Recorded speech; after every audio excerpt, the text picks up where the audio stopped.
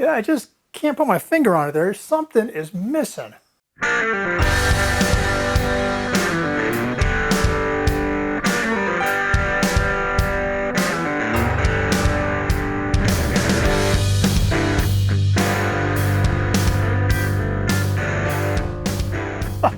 Now I know what it is. So my buddy Adam over at artbyadrock, he contacted me last week and said, "Hey, do you want to do another video with me?" And I said, "Sure. If you don't understand this, go check out Adam's video. I'm sure you'll get a glimpse of him. All his are real." Anyway, Adam contacted me and he said, "Hey, would you like to do a video with me?" And I said, "Sure." And he showed me what he wanted to do, which was a diamond with me. And he wasn't talking about any diamond. he's talking about a huge diamond. Now, Adam has a different model. I modeled that up, and I printed it and got the pattern ready. And we're going to talk about that when I go to the when I start showing the mold and I start showing the pieces. Talk about some of the things that I did that I expect are very different than what Adam did. And for those of you that are looking for a polished diamond at the end, you're going to be sadly disappointed. This is a diamond in the rough. That's what the title says. Anyway, some cool things I did here. First time I've ever used a cheek flask. A cheek. Maybe it's just called a cheek. Cope, drag, and cheek. Cheek would be a third layer, or more than something between the top and the bottom. Cheek mold, cheek flask, cheek. I don't know. Anyway, in order to cast this thing, I wanted to use a cheek, and it made things a lot more complex. But it was an interesting process. So we're going to go ahead and do that. I'll bring you into the. I don't know what I'm talking about. Let's just watch the video. Man, that guy is sounding more presidential all the time. Sounds just like Biden. I probably shouldn't say those things. I'll get banned. Anyway, I want to do something a little different with this video. I want to kind of ignore a lot of the process. I want to ignore the ramming and the packing, the sand and the riddling and all that stuff. And I want to talk about the use of something called a cheek mold, or cheek. I keep calling it a mold or a flask. It's called a cheek. A cheek is, by definition, a box that goes in between the cope and the drag. Now, you can have multiple cheeks. And cheeks are used to cast or to mold complex shapes that just can't be done easily in a two-part mold.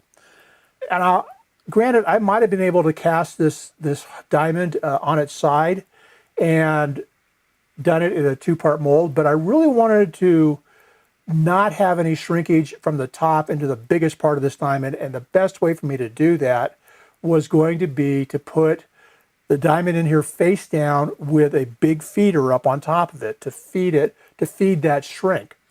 So what we have with the diamond is a complex shape. We have two bevels that are sort of contrary to each other.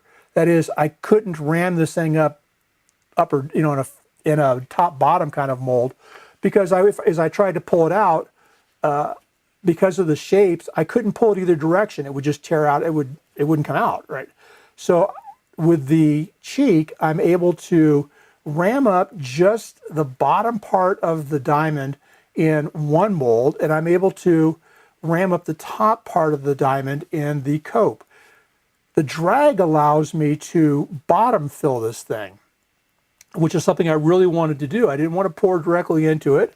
I didn't want to, pour in from the middle or the top. I wanted to be able to pour from the bottom and have it fill from the bottom up. And you're going to see the benefits of that later on when we get to the end here.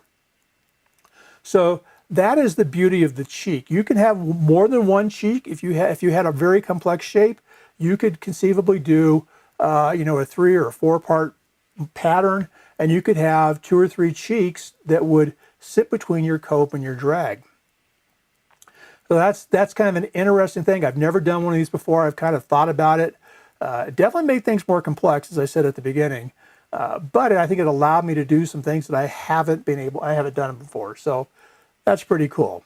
Now, with all that said and done, let's look at the pour, and I want to focus on a couple of things here. I want to focus on first, look what happens when I pour into the basin. I'm not ready for this. I'm not ready for a full crucible. Yeah, I I filled it. I knew it was full, but I have not poured a crucible that full in a long, long time. And it got away from me. Look at what happens in the basin. Look at the violence. Violence. Oh, yeah, you'd think I was in Seattle. Oh, I didn't say that. I'm sorry. Now, the nice thing about the offset pouring basin is all of that activity, all of that splashing around, all that turbulence happens in the offset pouring basin. It doesn't go down the sprue. It doesn't enter my part that way. By the time we get the metal starts entering the sprue, I've got the pour under control. We keep the sprue full. The sprue's not sucking any air through because it's full. And when you look at what happens in the fill, and I'll go to it in slow motion here in a second, you'll see it entering from the bottom of the part, and it will fill that entire cavity in a nice, smooth, non-turbulent manner. No porosity. You'll see that the metal is just completely solid the whole way up. So let's go to a slow motion here. You'll see, I mean, you saw the violent action. There it is again in slow motion, metal going everywhere. Now we start watching for the metal to start fill, and you can see it coming in at the bottom, and it just starts coming up nice and slow. It's rising the entire time. It's another thing to point out here. You know, it's obvious if you think about it, but metal in this case is a liquid, and liquids will seek their own level. So what's happening is the metal is coming up through that part, through the feeder, and it will achieve the same height as the metal in the pouring basin. So you'll see me stop, and then I'll start to fill again, and you'll see it start to rise again. That's an interesting thing that, I mean, think about it.